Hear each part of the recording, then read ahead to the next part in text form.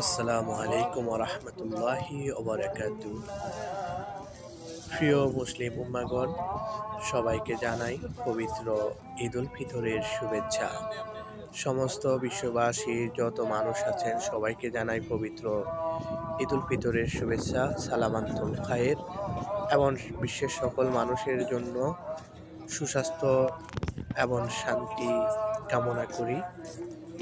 আজ পবিত্র ঈদ উল ফিতরের নামাজ সৌদি আরব রিয়াদে অনুষ্ঠিত হলো।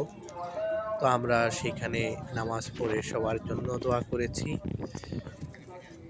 বাংলাদেশ সহ বিশ্বের যেসব দেশে যে সকল প্রবাসীরা আছেন সবার জন্য অনেক অনেক দোয়া এবং ভালোবাসা।